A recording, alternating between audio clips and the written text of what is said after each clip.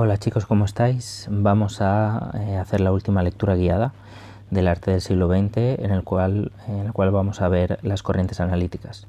Acordaos que hemos visto en primer lugar las corrientes expresivas, luego hemos visto las imaginativas y he dejado para el final esta porque es la corriente en la cual se inscribe Picasso, que es el autor que como tal aparece únicamente en el tema del arte contemporáneo y hemos de conocerlo. ¿Vale? Así que vamos a ver en estas corrientes dos movimientos principales, el cubismo y el futurismo. Voy a empezar por el futurismo porque tiene un recorrido más corto y porque Picasso, que pertenece al cubismo, lo veremos al final y os daré pues un breve resumen de su biografía, de su obra y cómo fue pasando de movimiento en movimiento, experimentando con todos los estilos que estaban a su alrededor. Vale, entonces bajamos a la parte del futurismo y vemos que es un movimiento básicamente italiano que toma el nombre de un manifiesto, el Manifiesto delle Futurisme de 1909 del poeta Marinetti, que manifiesta el deslumbramiento por el mundo presente. Aquí veis el lema, os lo voy a cortar porque el lema es más conocido de la versión corta: un automóvil de carreras es más hermoso que la victoria de Samotracia. Este movimiento está fascinado por el mundo moderno y por las nuevas tecnologías, por la nueva ingeniería, por el ritmo totalmente incansable, el ritmo vertiginoso del siglo XX, y creen que el arte debe reflejar ese movimiento, esa intensidad del mundo moderno. Pregona la exaltación de la máquina y la industria, la violencia y la modernidad. Al año siguiente se publica el Manifiesto de los Pintores Futuristas, en el que se insiste en la velocidad y el dinamismo como expresión de lo moderno. Es una corriente inspirada en el cubismo analítico y se esfuerzan en representar secuencias momentáneas, casi como instantáneas fotográficas, fenómenos en simultaneidad con dinamismo en ocasiones agresivo. Reaccionan contra la rigidez cubista, al que acusan de poseer un carácter estático. Utilizan técnicas puntillistas y colores neoimpresionistas y sus temas fundamentales pues, son el dinamismo, la metrópolis caótica, el trabajo, la guerra, la revolución, el militarismo, el patriotismo. Este es un movimiento muy vinculado en su etapa final al fascismo y sobre todo en su vertiente italiana. El futurismo va a ser un arte, sobre todo pues al principio, muy vinculado a la figura de Mussolini. Van a retratarlo en incontables obras, van a hacer de él como un avance de ese mundo futuro que va a traer la felicidad al mundo entero, aunque si bien es verdad que algunos de sus componentes en ningún momento aceptan esa afiliación con el fascismo. Su representante más famoso es Umberto Boccioni, ahora veremos algunas obras suyas. Es un destacado teórico del arte y logra una experiencia visual de gran fuerza sugestiva en pinturas como Dinamismo de un ciclista. En torno a 1912 traslada al campo escultórico los temas del futurismo plástico, fundamentalmente el dinamismo, proponiendo en su Manifiesto de la Escultura acabar con la tradicional nobleza del mármol y valorar, para obtener nuevas emociones plásticas, otros materiales como el cartón, el hierro, el cristal, la madera, el cemento, los espejos, la luz eléctrica y así hasta una veintena de nuevos materiales. Su obra más importante en este sentido son Formas únicas de continuidad en el espacio, una escultura que ahora veremos también. Vamos a ver pues fundamentalmente estas dos obras, pero también os enseñaré algunas otras. Aquí tenéis la obra Dinamismo de un ciclista, ¿vale? Como veis, pues es una composición en la cual el movimiento está muy presente. Fijaos en las líneas, fijaos la utilización del cromatismo para dar ese efecto de intensidad, ¿vale? Como esta pintura parece no estarse quieta. Parece que cuando uno la contempla esté en un movimiento imparable, intenso y continuo. Vamos a ver también la escultura, también muy importante. Os voy a poner en general las obras de Boccioni para que veáis sus características fundamentales. Aquí lo veis, pues fijaos en el cosmopolitismo, en esa, se podría hablar hasta de divinización de lo urbano, de lo moderno, de la tecnología. ¿Vale? Aquí lo veis en sus obras, ese ambiente urbano de fiesta, de electricidad, todo aquello, ¿vale? Que los artistas habitualmente habían sentido, por lo que habían sentido rechazo. Es decir, normalmente los pintores huyen de la realidad para darle una presentación al arte en sus características más clásicas, es decir, presentar una realidad no real como tal, sino fundamentada en una visión mucho más idealizada del mundo. Aquí no, el futurismo le gusta la realidad presente, le fascina el mundo moderno y va a expresar esa fascinación en sus obras. Vamos a ver, aquí está, ¿vale? Formas únicas de continuidad en el espacio. Es una escultura en la que también vemos ese movimiento.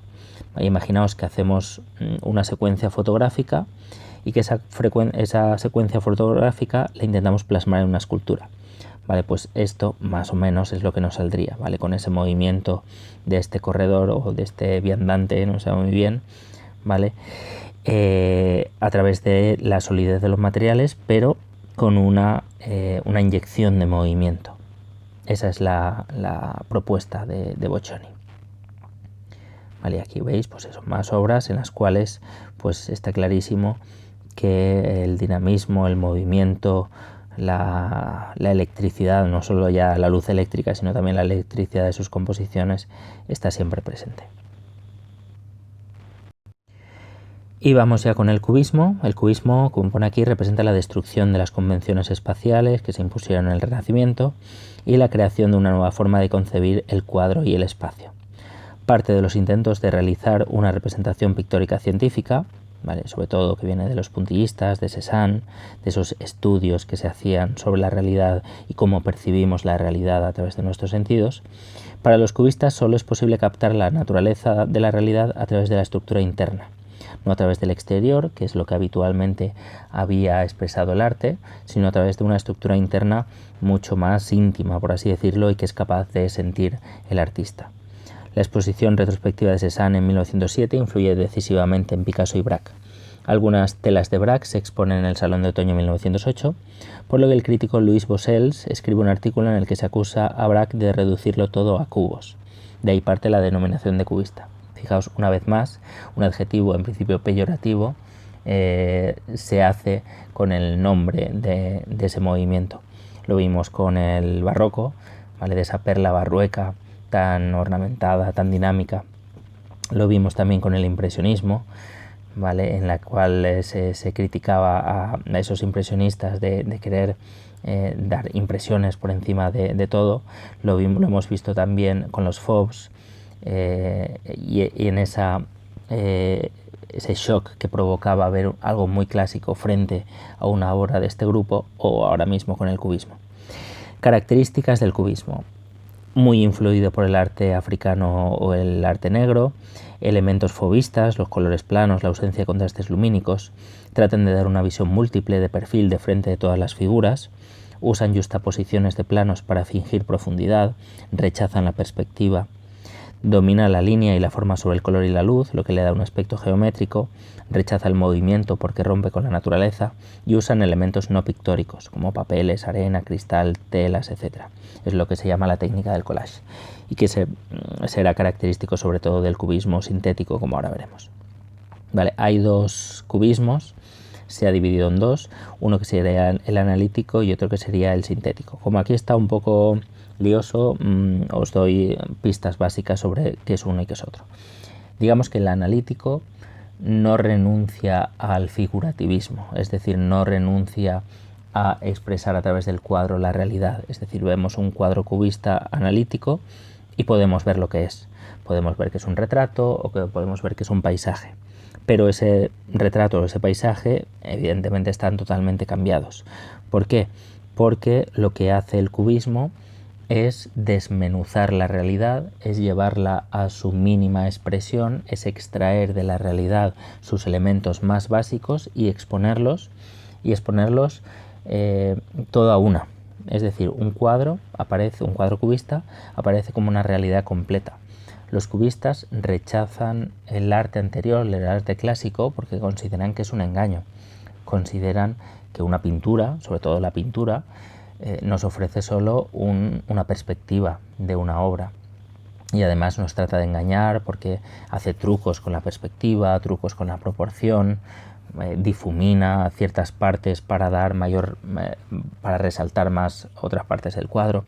Eso no les gusta a los cubistas, y lo que hacen es desmigajar la realidad y exponerla todo a una en el cuadro.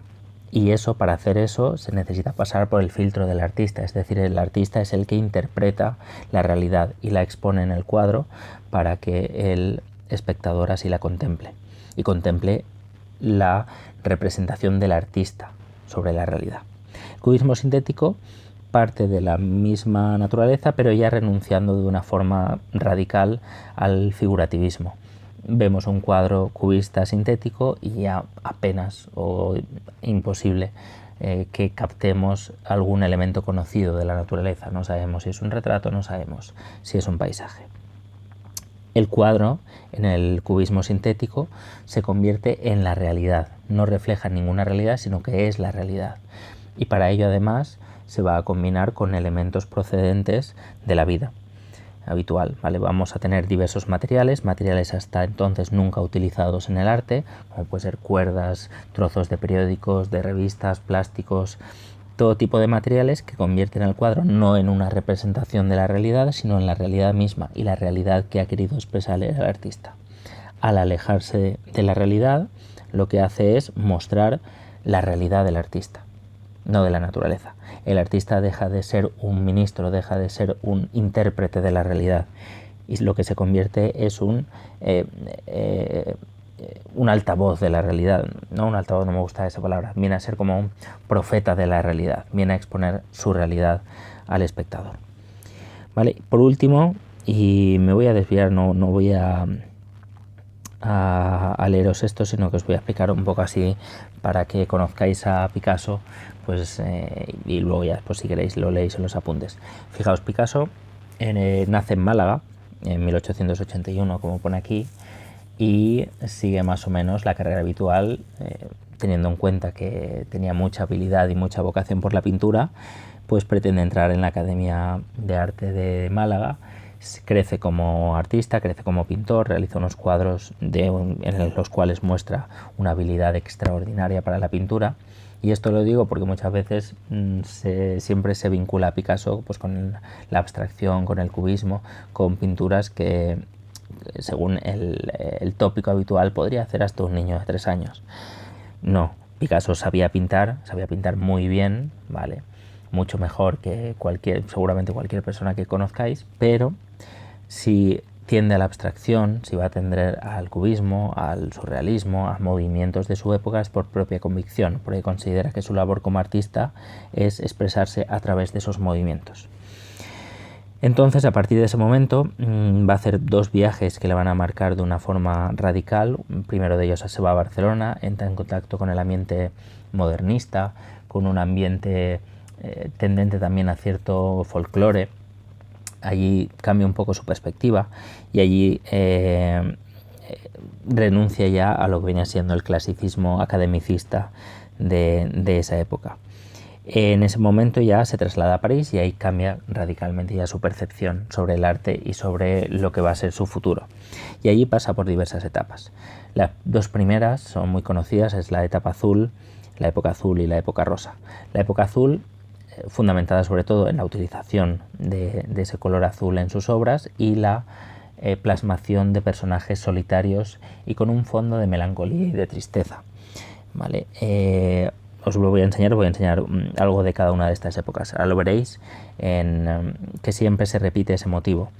Se cuenta que esta tendencia a la plasmación, a situar a personajes solitarios y tristes, viene por el suicidio de un amigo suyo de la infancia. Esto le suma una gran depresión y su forma de expresar, su forma de entonar el luto por ese amigo perdido es a través de estas obras. Os explico las 2 y luego lo vemos. La época rosa no renunciará a la soledad de los personajes, pero sí que los reunirá en un mismo cuadro. Veremos esa misma soledad, pero veremos que esa soledad está acompañada por otras soledades.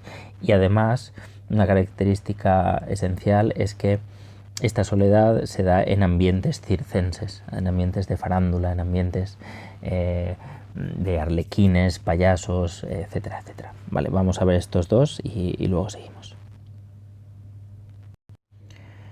Vale, aquí tenéis algunas pinturas de la época azul, ¿vale? Como veis, ese color está muy presente en sus obras y fundamentalmente, como veis aquí, vemos a personajes solitarios, ¿vale? En ambientes pues de gran tristeza, de soledad. Aparecen personajes como este músico ciego de aquí, pues que tienen sobre sí una gran losa, ¿vale? Y a pesar de ello, pues sí, intentan expresar a través de la música sus sentimientos, de trasladar al espectador ese ambiente de soledad, de tristeza. Vemos la época rosa y vamos a ver esas dos características fundamentales, los tonos rosas, evidentemente, y además ese ambiente circense tan característico. ¿Vale? Aquí lo vemos. Y fijaos que aunque ya aparecen más personajes en los cuadros, ¿vale? Por ejemplo en esta es una de las obras más famosas, la familia de Saltimbanquis, si puedo ver la imagen completa, exacto, ¿vale? Es un grupo, ¿vale? De feriantes, de gente del circo, pero fijaos que todos expresan soledad, no hay contacto entre ellos, no hay cruces de miradas, cada uno está como en su mundo perdido. En este momento es cuando aparece una obra suya que digamos que va a ser un antes y un después, un punto de inflexión, que es Las señoritas de Aviñón. Señoritas de Aviñón se refiere a la calle Aviñón y las señoritas son unas prostitutas de un burdel de dicha calle. Y en este cuadro que ahora vamos a ver está el inicio, el germen del movimiento cubista. ¿Vale? Lo vemos y os explico esta obra tan importante de Picasso. Aquí tenéis Las señoritas de Aviñón y, bueno, características. Podemos citar varias, fijaos. Por ejemplo, el fondo, ¿vale? El fondo es un fondo irreal, no hay paisaje, no hay nada. Después están las figuras establecidas en dos grupos fundamentales. El grupo de la izquierda, donde vemos pues unas caras un poco más reales, más reconocibles, también con concomitancias, con una relación muy clara con el arte primitivo, el arte negro. Sin embargo, en el grupo de la derecha, ¿vale? Ya vemos rostros pues mucho más desfigurados, perspectivas mucho más valientes, si queremos decirlo así, ¿vale? Y nos plantea esa alternancia de colores cálidos y fríos. Y fijaos en este bodegón de aquí abajo, ¿vale? Las uvas, esto que no sé si era una sandía o qué, ¿vale? Pues que está en la escena y en la parte inferior de esta escena. Vale, este cuadro es fundamental, ¿por qué?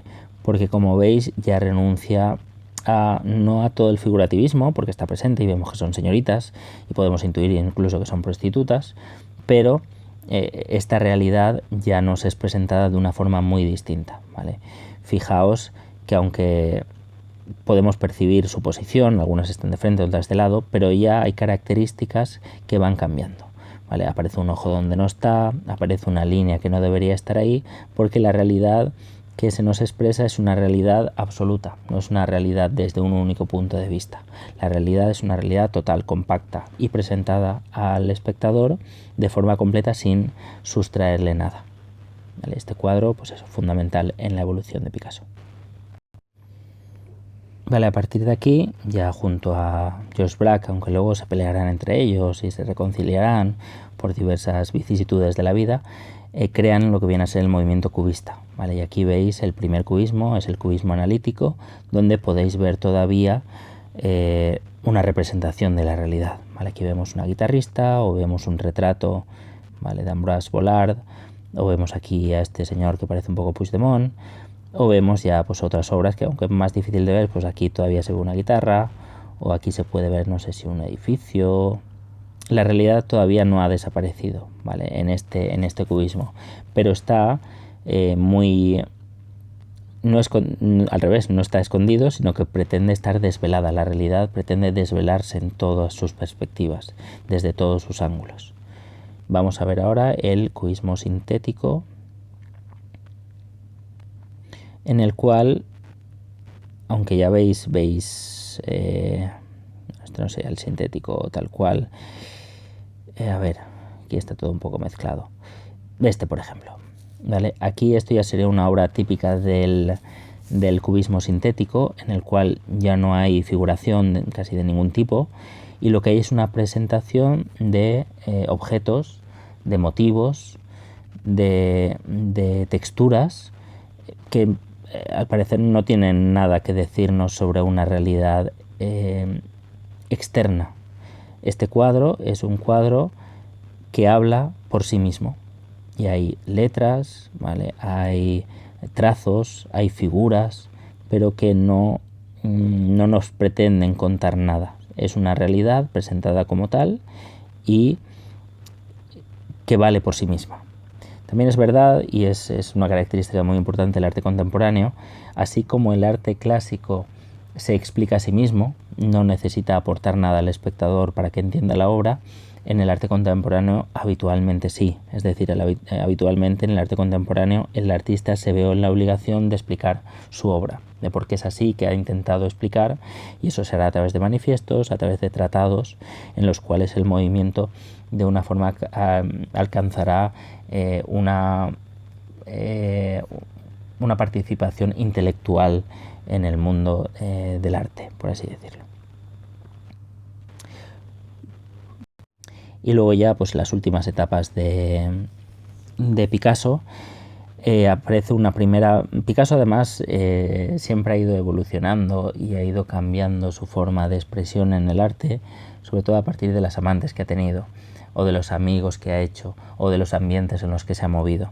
Así, por ejemplo, hay un momento que empieza a colaborar con la decoración en óperas, en obras de teatro, y allí digamos que lo que más le interesa o lo que más cercano está a su pretensión es un arte de estilo neoclásico.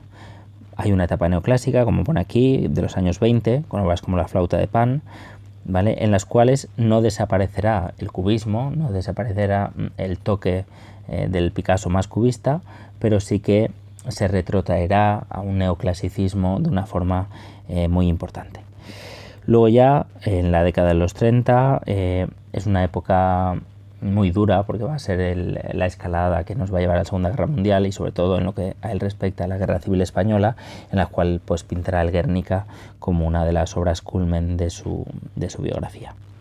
Y a partir de ahí, obras de Picasso hay millones, bueno, no sé si millones, pero miles seguro que sí, y son de muy diversos tipos. Juega con todo, intenta no perderse ninguna forma de expresión en lo que respecta al arte, y va a experimentar con todo tipo de soluciones artísticas. Hay un momento también que empieza a hacer versiones sobre obras famosas, sobre Las Meninas, por ejemplo, o sobre Cézanne, o sobre los clásicos holandeses. Empieza a hacer, ¿vale?, sus propias versiones, llevando estas obras clásicas a su expresión natural para el siglo XX, ¿vale?, y para este momento en que el arte pretende trasladar otras cosas. Es una forma de actualizar esas obras, de darles vida en el siglo XX. Pues bueno, si queréis vemos, por ejemplo, algunas de las versiones de Las Meninas y lo dejamos ahí. Y bueno, aquí lo veis. No solo son versiones del cuadro entero, como podéis ver aquí, ¿vale?, con esa descomposición, con esa ida a lo básico de cada figura, a la sensación que nos provoca en el cuadro original, llevado de una forma pues medio onírica, medio intelectual al interior de ese cuadro, y de la intencionalidad de Velázquez en este caso, ¿vale? Fijaos la cruz del pecho de Velázquez, que marcada está aquí, o el hombre del fondo de la escena que aparece de una forma muy misteriosa, ¿vale?, o la figura del perro llevado hasta pues eso, un extremo de una simple silueta, ¿vale? Fijaos cómo lleva esa realidad a otro punto, ¿vale?, a un punto que ya no nos habla de la realidad misma, sino de una interpretación intelectual sobre la misma. Otras versiones, ya pues por diversos motivos, pues aquí tenemos a la infanta Margarita con un perrico, o vemos otro estilo, ¿vale?, más llevado a figuras geométricas, con la figura del fondo, como veis, pues siempre presente, o esta de aquí, ¿vale?, con diversos motivos, con cromatismos muy diversos. Son experimentaciones sobre una misma realidad, ¿Por qué? Porque es verdad, y muchas veces, si vemos el cuadro de las Meninas, la sensación que nos da no es lo mismo en un momento que en otro. Y no es lo mismo cuando lo vemos a los 20 años que cuando lo vemos a los 30 o a los 60. Nuestra interpretación, la emoción que nos produce la visión de las Meninas va cambiando. Y estas obras de Picasso seguramente lo que pretenden trasladar es esas diferentes interpretaciones sobre una misma realidad. Por lo tanto, no es una realidad única e irrevocable y fija, sino que es una realidad cambiante. Y ese cambio, esa traslación, esa evolución es la que nos pretende trasladar. Así que pues con esta obra de Las Meninas reinterpretada por Picasso, me despido y os despido del temario de Historia del Arte y bueno, pues espero que cualquier duda que tengáis pues me la comentéis. Un saludo y hasta pronto.